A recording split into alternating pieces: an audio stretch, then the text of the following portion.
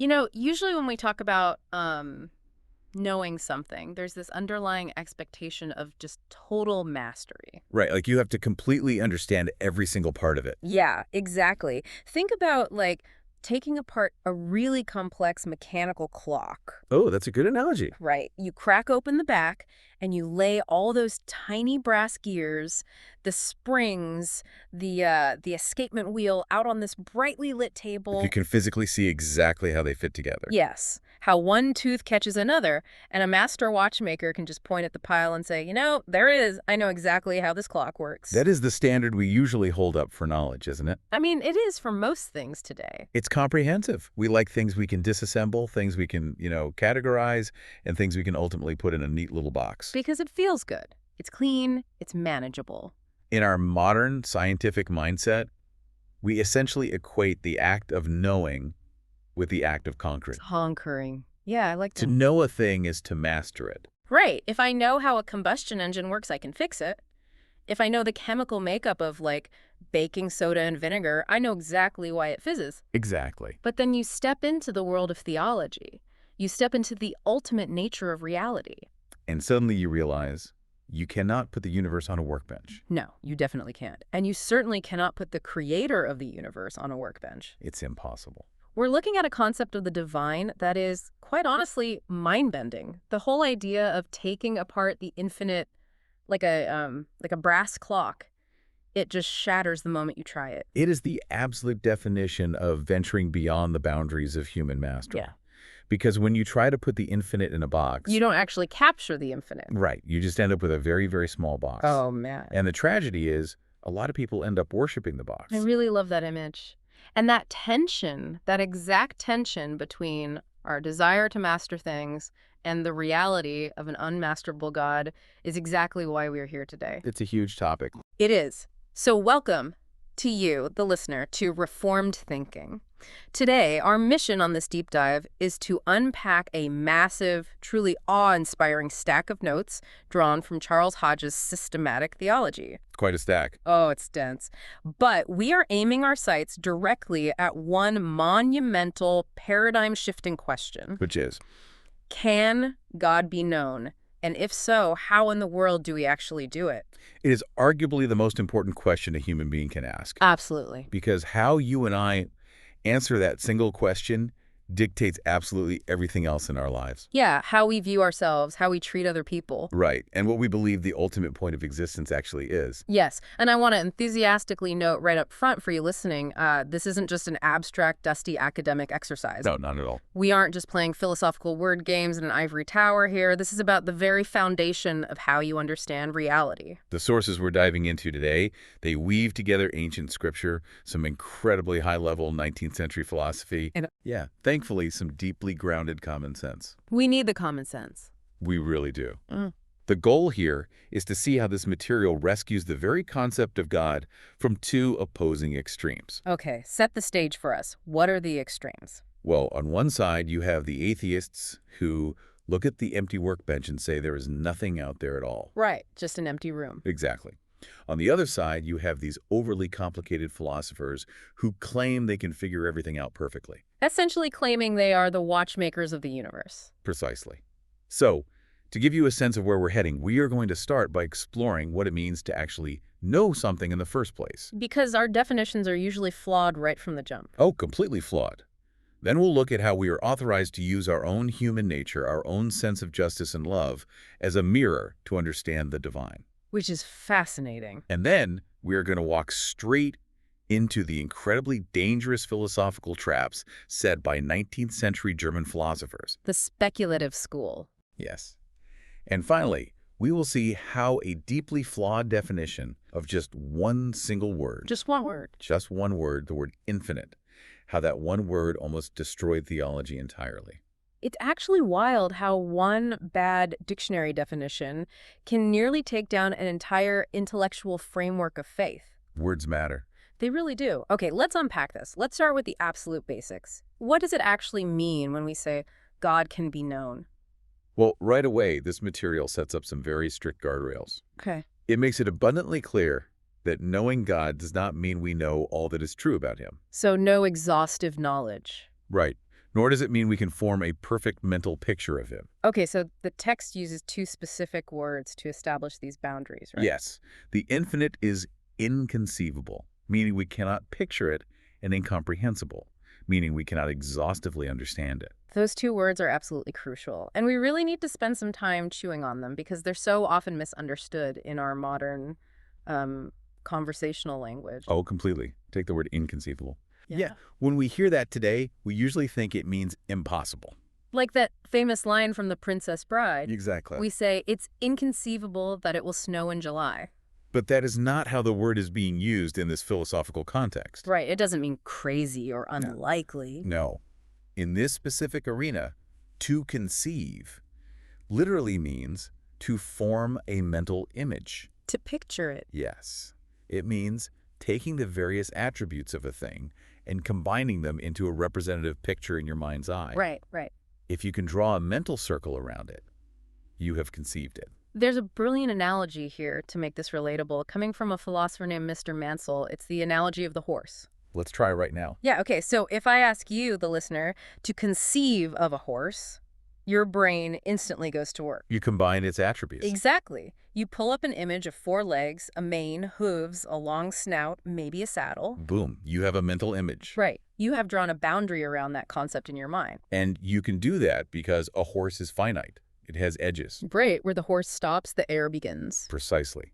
But you cannot do that with infinite space. Oh, try it. Try to form a mental image of infinite duration or infinite space. You literally can't. No, because the very act of forming an image in your mind inherently limits and circumscribes the object. Right. If you draw a picture of space in your head, that picture has edges.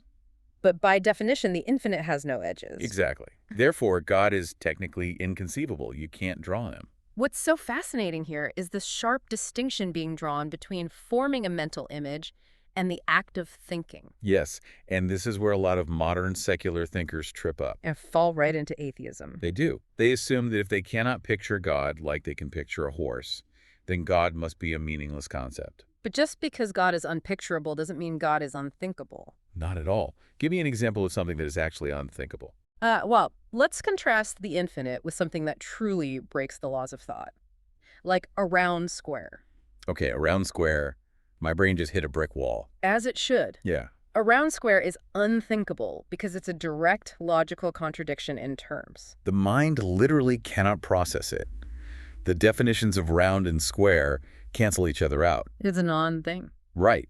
But an infinite eternal spirit, that involves no logical contradiction whatsoever. It's perfectly thinkable. Yes. Our rational minds can grasp the concept. We can discuss its properties. We can understand its implications. Even if our imaginations can't paint the picture. Exactly. And that naturally leads to the second word, incomprehensible. Okay, so inconceivable means we cannot picture him. Incomprehensible means we cannot exhaustively know him. Right. To comprehend something in this strict sense means you know its absolute essence. Meaning you know every single one of its attributes. Yes. You know exactly how all those attributes relate to each other, and you know how that object relates to every other object in the entire universe. It brings us back to the watchmaker knowing every single gear and spring. And if that is our strict standard for claiming we have knowledge, then we have to admit we know almost nothing at all. Oh, wow. Not just about God, but about the physical world. Like what? Well, consider human biology. We cannot even comprehend the vital forces within our own bodies. It's true. We see the effects of life, we observe cellular mitosis, we map the nervous system, we experience consciousness. But the ultimate essence of how the immaterial mind acts on the physical brain remains a profound mystery. Yeah, we don't comprehend it. No. If we cannot perfectly comprehend a single blade of grass or the firing of our own synapses, it would be sheer, staggering arrogance to assume we could comprehend the Almighty unto perfection. Man, René Descartes has an amazing analogy for this that really helps land the plane. Oh, the mountain analogy. Yeah, Descartes says, think of a massive, towering mountain. We can walk right up to the base of it, and we can physically touch the mountain with our hands. We know the rock is cold, we know it's hard, we know it is absolutely real, but we cannot wrap our arms around the entire mountain. No, it's too big. To comprehend it would be to embrace the whole thing at once. But to know it, it's entirely sufficient that we just touch it. That is a beautiful deeply comforting image. It really is. It validates our partial human knowledge. It tells us that we don't have to be gods to know God. Yeah. But I know where your mind is going to go next, because it's the natural modern objection to this kind of epistemological humility. You know me too well, because I am immediately feeling some pushback. Let's hear it. And I think this is what anyone listening might be feeling right now. If our knowledge is really that partial, if we're only touching a single cold rock at the very base of a mountain that stretches into the clouds. How can we trust that knowledge at all? Yes. Doesn't partial knowledge inherently equal flawed knowledge? I mean, if I'm blindfolded and I only feel the trunk of an elephant, I might declare that I'm touching a tree. The classic blind man and the elephant analogy. Right. How do we know we aren't totally misguided by our extremely limited perspective? That is the exact trap that skeptics fall into. And it is a completely fair question. So how do we dismantle it? To dismantle it, we need to look at how knowledge actually functions, and there's a brilliant mathematical analogy from the philosopher Spinoza that addresses this perfectly. Okay, math, hit me. Let's think about a triangle. Okay, I am picturing a basic triangle. When you first learned basic geometry in middle school, you learned a fundamental truth. The 3 internal angles of any flat triangle will always add up to exactly 2 right angles. Or 180 degrees. Right. That is burned into my brain from 8th grade. Now, when you learned that single fact, did you also concurrently know every single complex theorem in advanced trigonometry? Definitely not. Did you know every mathematical property of every possible triangle that could ever be drawn in the universe? No, definitely not. I barely passed the class. I just knew the 180-degree rule. Precisely.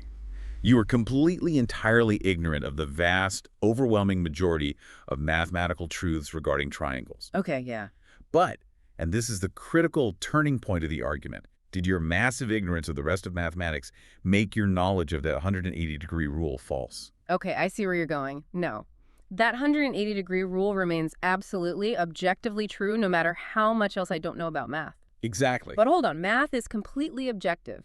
Knowing 180 degrees is a fixed, abstract rule. How does that translate to knowing a living, infinite spirit? It's a fair distinction. Doesn't the analogy break down a bit if we're talking about a personal being versus a geometry equation? Well, the underlying principle of how we acquire truth remains the same. The analogy proves that partial knowledge is not synonymous with false knowledge. Okay. Your knowledge of the triangle was partial, it was highly inadequate, and it was incomplete. But it was true knowledge. So partial doesn't mean wrong. Right.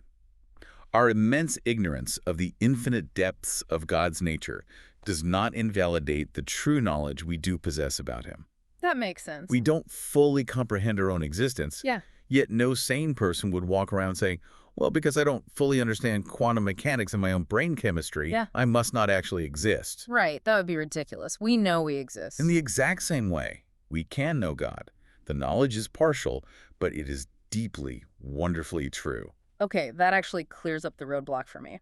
We can have true factual knowledge without having exhaustive comprehensive mastery. Exactly. We don't need to wrap our arms around the whole mountain to know the rock is real.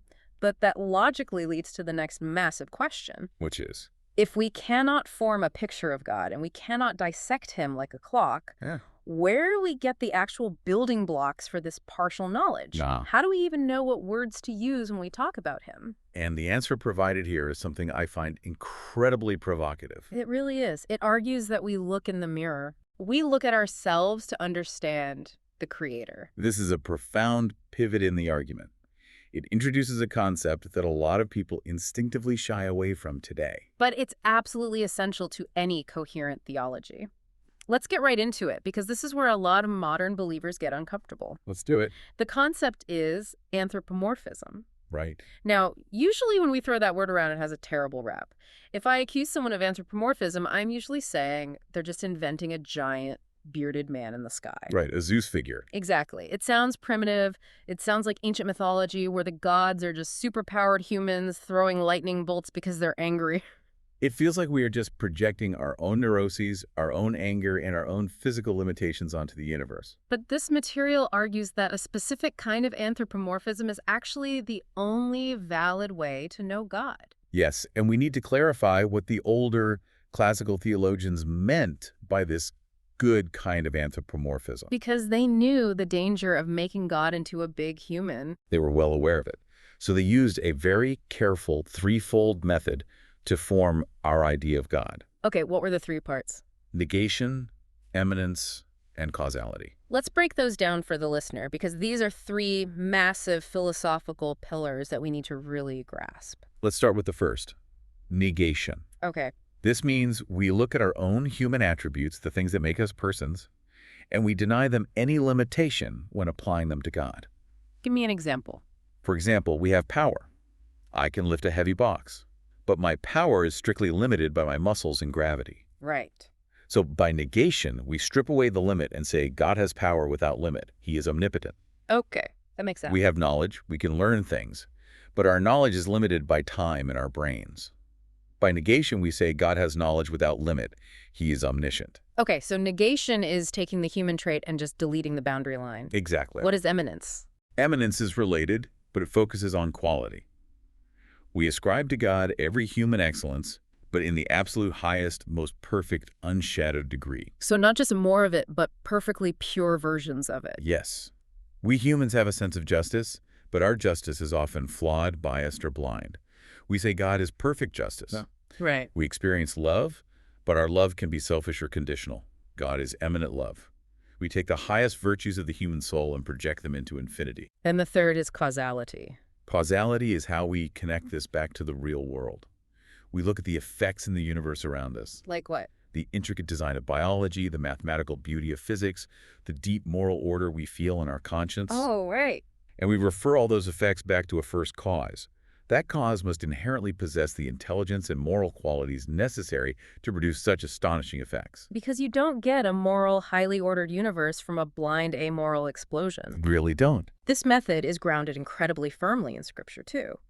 There's a specific reference to the Apostle Paul in Acts chapter 17. Oh, when he's at the Areopagus. Yes, he's standing in Athens, surrounded by statues of Greek gods, and he tells the philosophers there, "Forasmuch then as we are the offspring of God, we ought not to think that the Godhead is like unto gold or silver or stone." The logic Paul uses there is staggering, but it's actually really simple. Yeah, we are the children of God, therefore we bear his likeness. If we are like God, then God in some fundamental way is like us. We are authorized by our very creation to ascribe the attributes of our own rational, moral nature to him. Just without the limits of our finitude. Exactly. And this is where a philosopher named Jacobi makes an argument that just hits like a hammer. What does he say? He says, "We confess, therefore, to an anthropomorphism inseparable from the conviction that man bears the image of God, and maintain that besides this anthropomorphism is nothing but atheism or fetishism." Wow. That's an intense binary. He is saying there is no middle ground. None at all. Either you view God through the lens of your own highest rational and moral nature as a person who thinks and loves, or you end up worshiping a rock, which is fetishism. Or you end up worshiping nothing at all. Yeah. It leaves no room for worshiping some vague, mystical, impersonal force. Because an impersonal force is lower than we are. Why would a conscious, loving, moral human being bow down and worship to an unconscious, blind, amoral energy field? It makes absolutely no sense. It doesn't. If we connect this to the bigger picture, we have to ask why this method of looking in the mirror is actually trustworthy. Right. Why isn't this just a massive, comforting psychological projection to make us feel less alone in the dark? Because Sigmund Freud would say exactly that. Right. Freud would say, we're just scared toddlers inventing a cosmic father figure to protect us from the storm. So how do we defend against that? We defend it by resting on something called the invincibility of human belief and the veracity of consciousness. That sounds heavy. It was heavily championed by a philosopher named Sir William Hamilton. Now, as we'll see in a moment, he went entirely off the rails later. But he got this foundational part absolutely right. Okay, what did he argue? Hamilton argued that invincibility of belief is convertible with the truth of belief. Let me make sure I'm tracking. He's saying that if human beings across all cultures, across all times, are universally and unavoidably wired by their very internal nature to believe something is true, it must actually correspond to reality. Yes, because consider the alternative. Which is? If it isn't true, if our fundamental, inescapable human consciousness is a lie, then everything collapses. How so? Hamilton has a chilling quote where he says, "Consciousness once convicted of falsehood, an unconditioned skepticism is the melancholy but only rational result." Oh, wow. If our basic nature fundamentally deceives us about the deepest realities of existence, then how can we trust our brains to do science? Or just our logic. Exactly. Yeah. All human dignity, all pursuit of truth goes right out the window. Yeah. As he hauntingly puts it, if our consciousness is a lie, man is the dream of a shadow. Man is the dream of a shadow.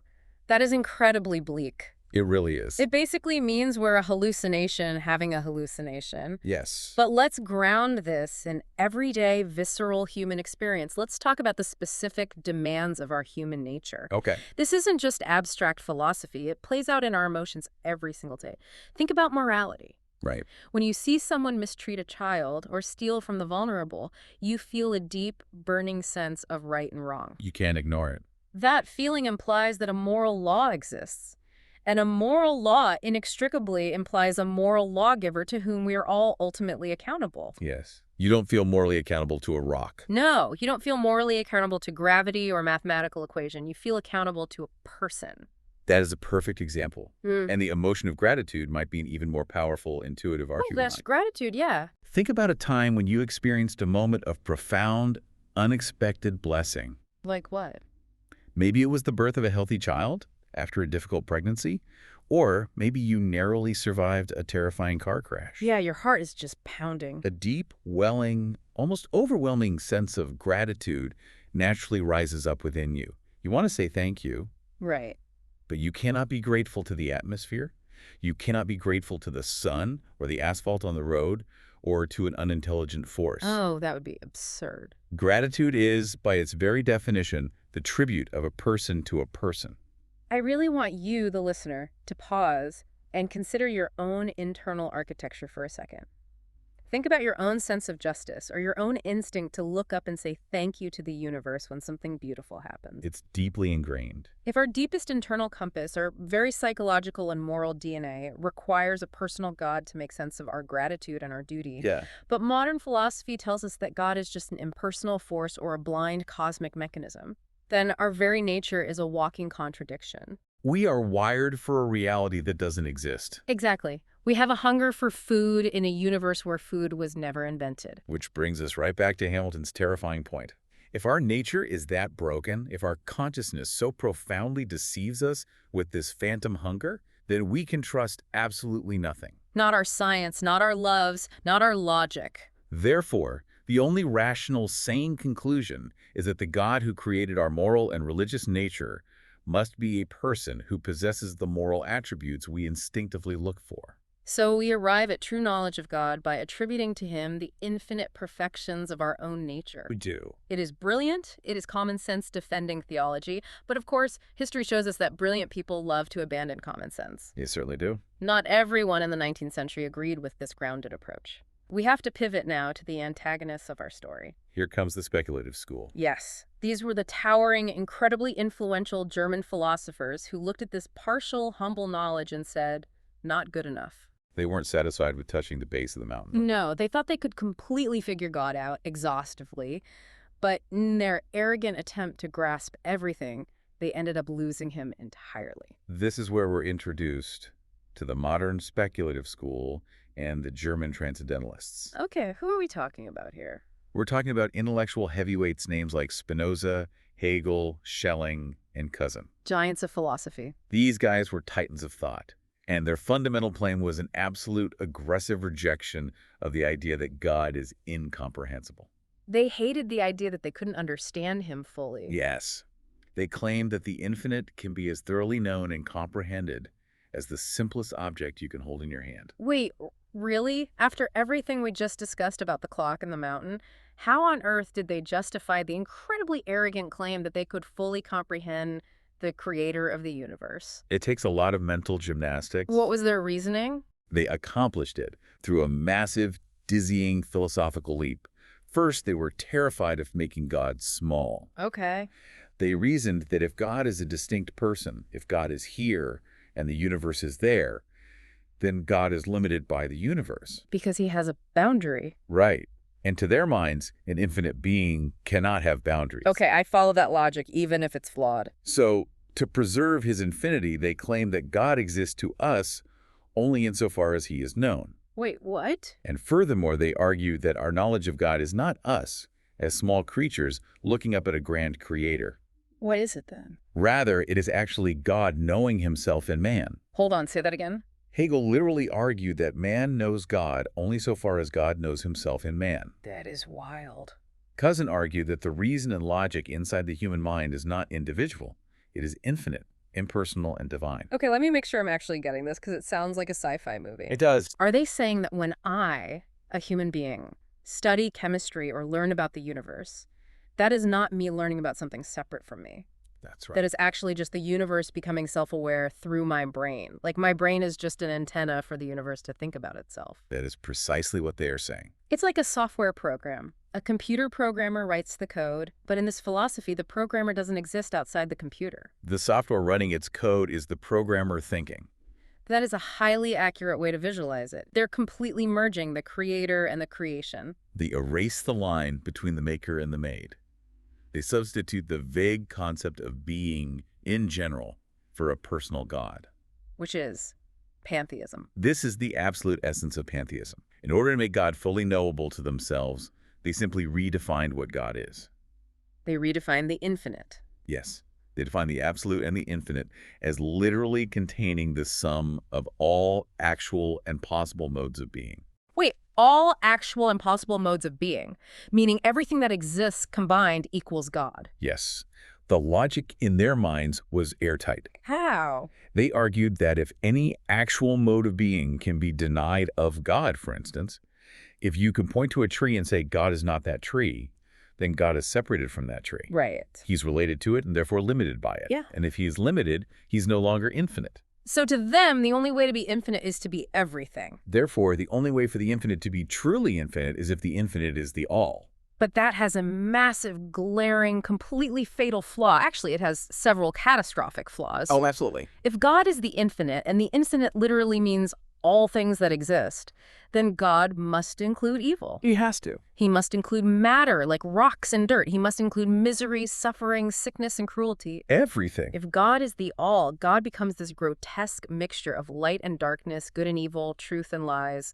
You lose all morality. Exactly. The moral implications of pantheism are completely devastating. If everything is God, then a saint and a serial killer are both just expressions of the divine. Which is horrifying. But the philosophical implications are equally destructive to their own stated goal. Remind me, what was their goal? Remember, their entire goal was to know God perfectly.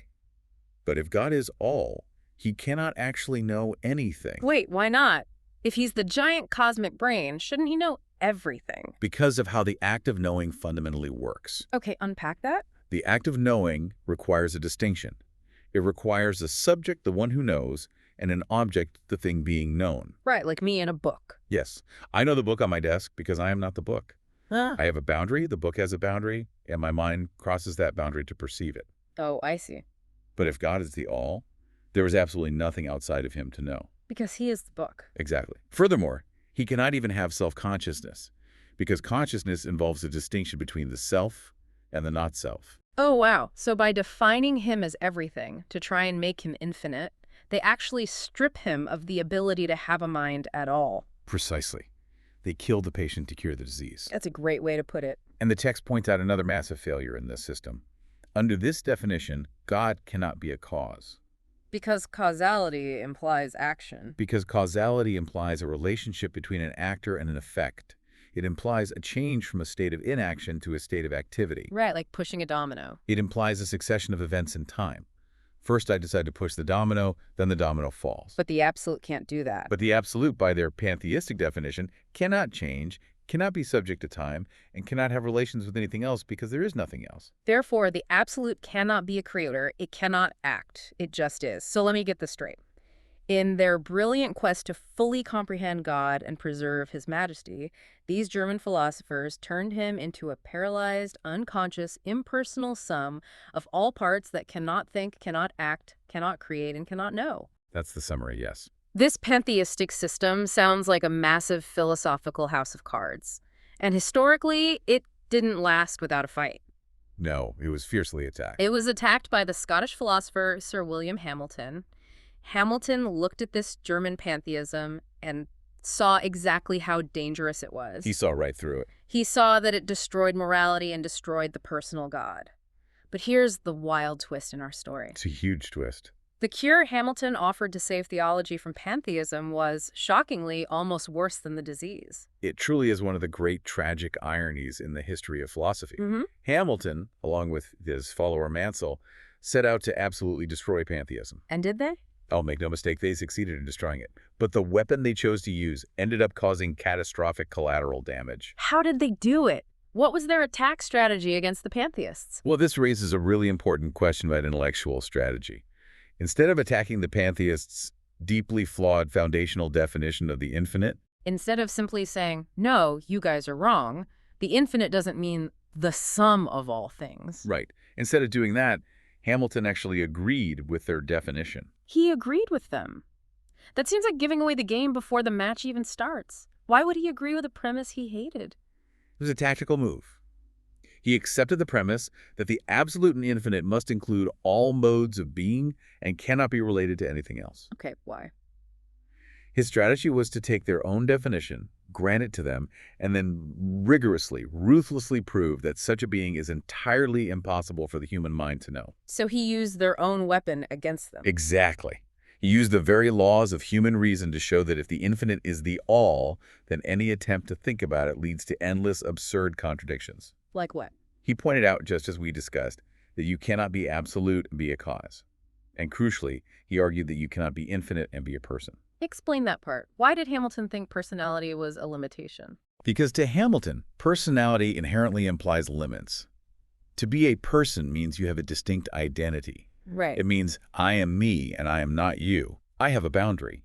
If God is a person, he has a boundary. He is God, and he is not the universe. Okay, I follow. But if he is truly infinite, using the pantheist's definition of infinite as the all, he cannot have boundaries. Therefore, Hamilton claimed, an absolute person is a tautological contradiction in terms. It is as mathematically and logically impossible as a square circle.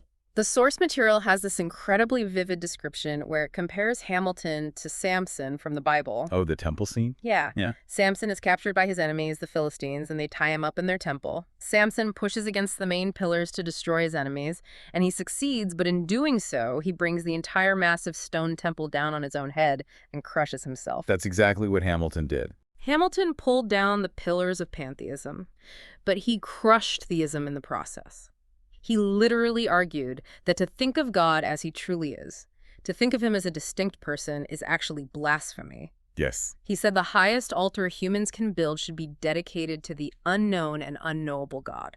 The intellectual devastation of this argument simply cannot be overstated. That's massive. By mathematically proving that the infinite could not be a person, could not have distinct moral attributes, and could not be conscious, Hamilton effectively proved that the God of the Bible is a logical impossibility. A God who is a loving father, who hears prayer, who acts in history. Right. He made it all mathematically impossible. Okay, so this brings up a massive burning question.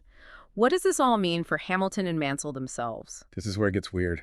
Because here's the twist that makes my head spin. Hamilton and Mansell were actually professing Christians. They were. They were not atheists trying to destroy the church. They were trying to defend the church against this weird German pantheism. So how on earth do they justify going to church, reading their Bibles, and praying to a father if their own philosophy dictates that an infinite person is a mathematical contradiction like a square circle?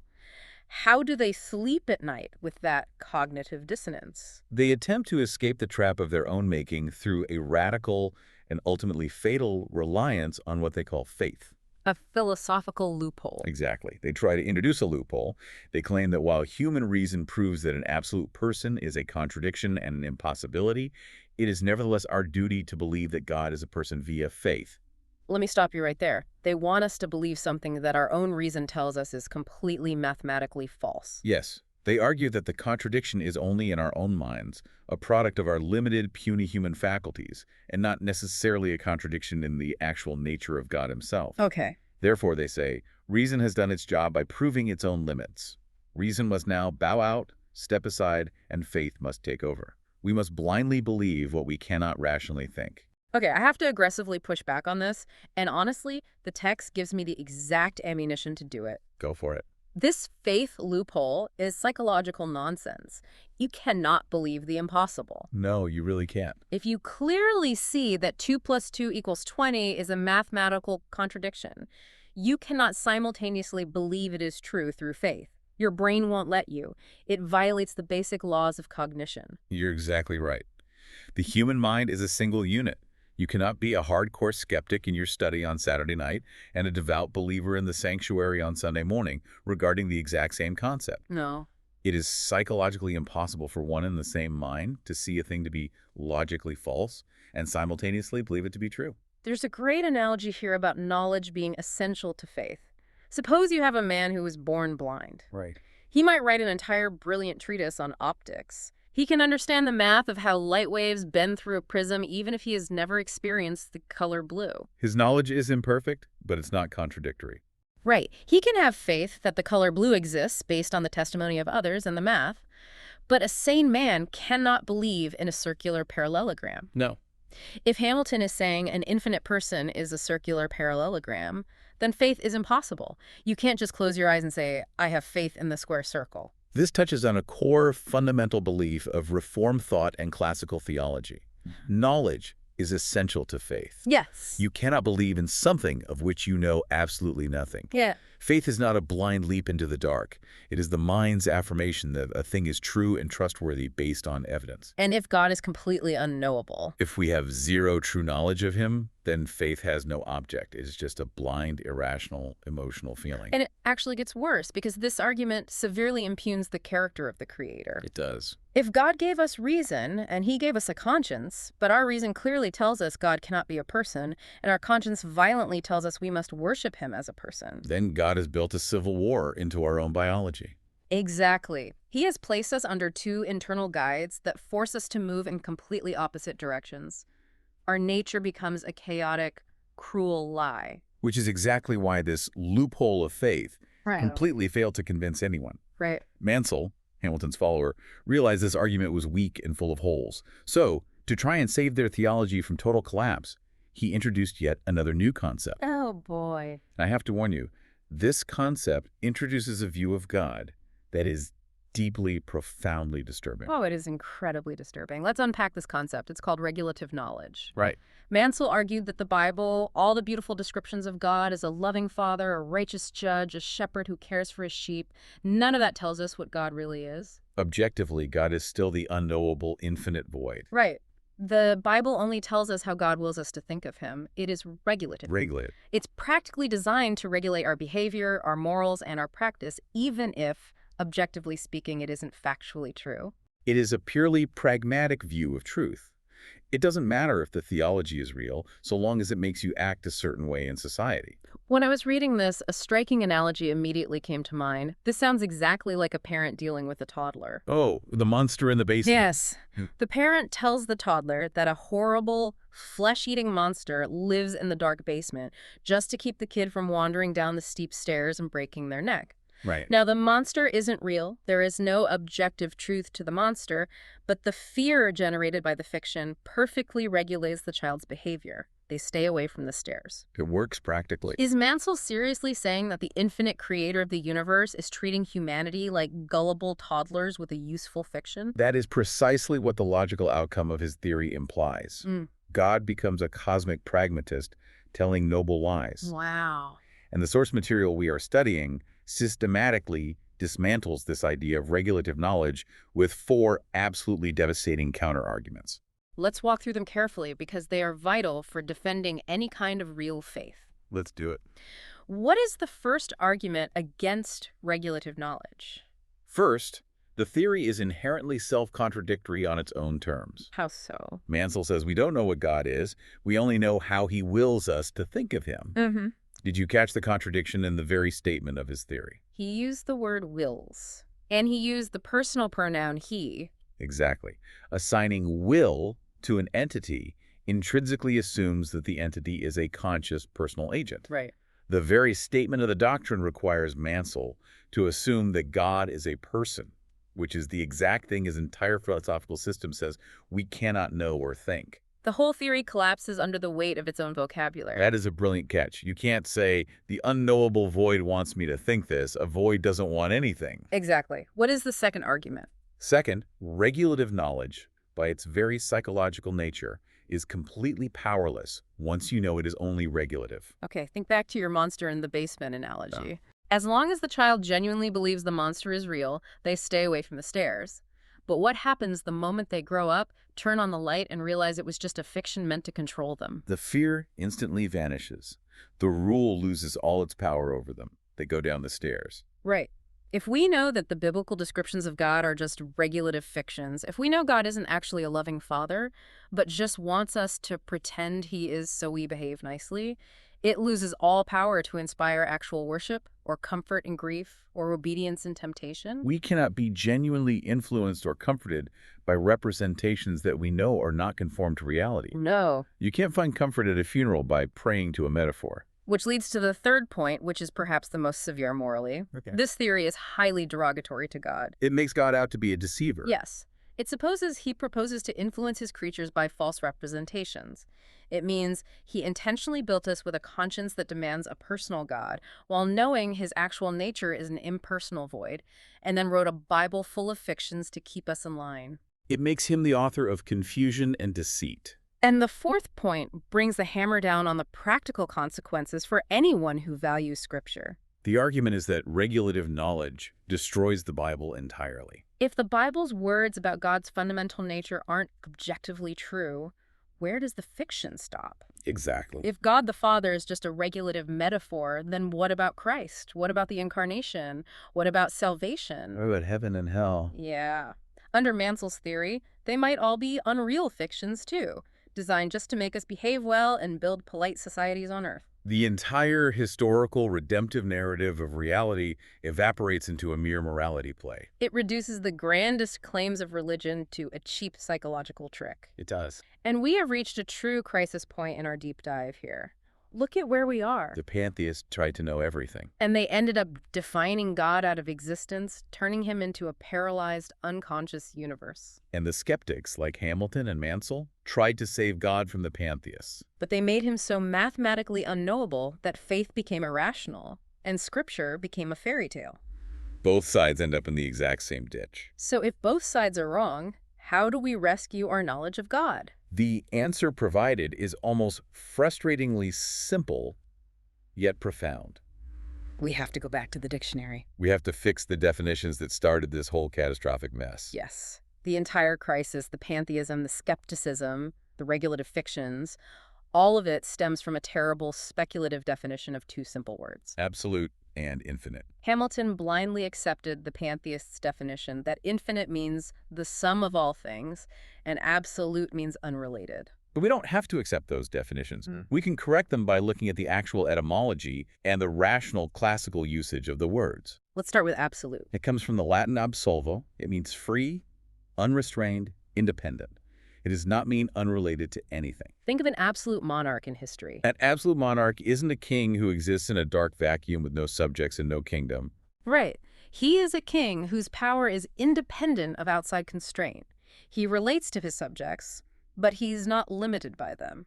God is absolute because he is completely independent and perfect in himself. That makes so much more sense. And then there is the definition of infinite. It absolutely does not mean the all. No, it doesn't mean God has to encompass every single piece of dirty matter in the universe to be infinite. I love the geometric analogy used here. Think of an infinite line in mathematics. Right, an infinite line is simply a line to which no limit can be assigned as a line. It goes on forever in both directions, but an infinite line doesn't have to suddenly become an infinite flat surface or an infinite solid cube to remain infinite. It is infinite in its kind. That is the perfect way to visualize it. So if we apply that, infinite power isn't all power in the sense that God is doing every single action in the universe.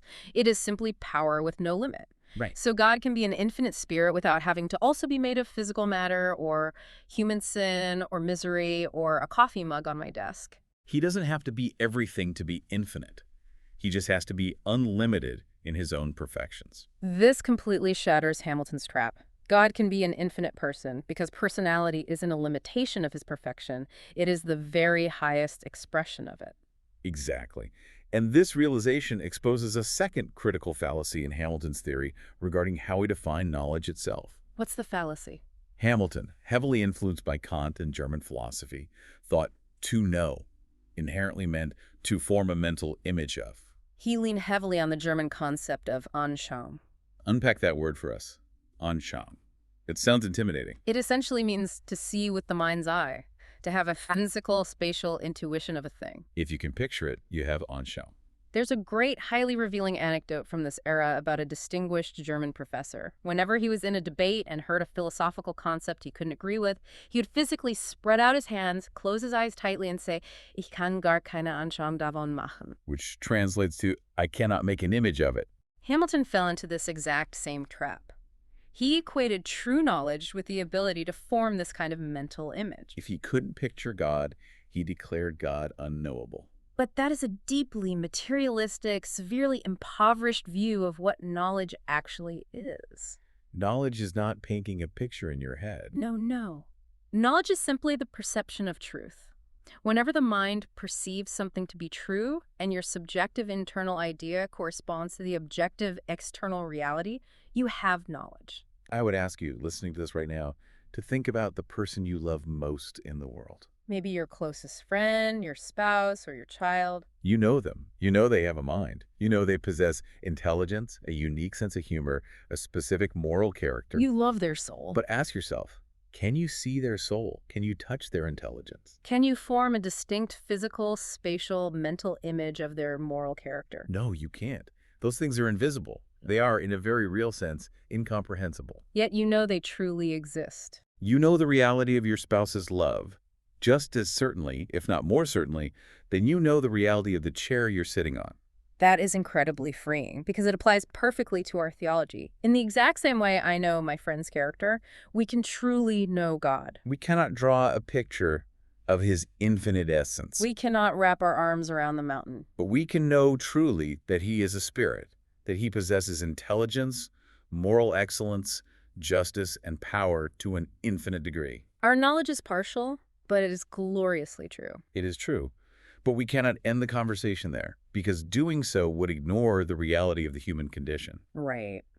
While our reason and conscience point us to a personal God, philosophy alone is not enough. Because of the disturbing element of human sin, which has severely darkened human reason and confused our moral compass, we cannot rely solely on our own internal reflections to find our way back to God. Amir is correct. Therefore, we desperately need a divine supernatural revelation. We need the scriptures. This is where it all lands, and where all this intense philosophy actually hits the ground of faith. Philosophy can clear away the brush of bad arguments, but it cannot build the house. The revelation we find in Scripture gives us real, objective knowledge. It doesn't just give us regulative fictions or noble lies to make us behave. It tells us what God truly is. And there's something beautiful noted here. When God testifies about himself in his word, and the Spirit demonstrates that truth within the mind of the reader, our subjective idea perfectly matches the objective reality. The testimony of God isn't just external to the mind, like reading a secular history book. It happens within the mind. And crucially, that biblical revelation harmonizes completely with our enlightened consciousness. It doesn't ask us to believe in mathematical absurdities like square circles. It doesn't ask us to crush our reason or commit intellectual suicide. It certainly supplements our partial knowledge, telling us vital things we could never figure out on our own by just looking at nature. Things like the specific nature of grace or the historical realities of salvation. But it never, ever contradicts the foundational truths that our reason and our moral conscience demand. So to bring this massive, sprawling intellectual journey to a close, let's summarize exactly where we have been today. We started with a clock on a workbench, wishing we could master the universe. We realize that we cannot comprehend God fully. We cannot take the infinite apart piece by piece. But we absolutely can know him truly. We are not forced to surrender our intellect to the pantheists who arrogantly think human reason is literally God thinking about himself. Nor do we have to surrender to the despairing skeptics who think God is an unknowable mathematical contradiction. Our knowledge of God is real. It is partial, yes, but it is trustworthy, backed by the very constitution of our consciousness, and ultimately secured by the objective, revealed truth of Scripture. And if I may, I'd like to leave you with a final, somewhat provocative thought to mull over as you go about your week. building on what we've discovered today. Please do. The material concludes that because our knowledge of God is true, our religion is a rational service. It's a homage of the reason, not just a blind leap in the dark. Right. But consider this context. We live today in a highly visual, relentlessly modern culture. We are bombarded by screens every waking moment. We are culturally obsessed with needing a mental picture, an image, a viral video, a physical, tangible proof to believe that something is real. We all want the Anschauung. We want to see the picture. Exactly. You want to see it to believe it. But if we adopt Hamilton's flawed idea that we only truly know what we can form a mental image of, are we inadvertently training ourselves to be hopelessly materialistic? Are we losing the deep human capacity to truly know the most important realities in the universe? Invisible realities like love, like justice, like the human soul, and ultimately God himself, simply because they cannot be photographed and posted online. That is a haunting and vital question. Are we confusing what can be pictured with what is real? You know, going all the way back to where we started, you really can't put the universe on a workbench. You can't take an X-ray of the infinite. But just because you can't put it in a box doesn't mean you can't know the watchmaker. Well said. Thank you so much for joining us for this incredibly dense, challenging, but hopefully deeply rewarding deep dive on Reformed thinking. Remember, while God is past finding out, he is never an unknown God to those who sincerely seek the truth. We will catch you on the next one.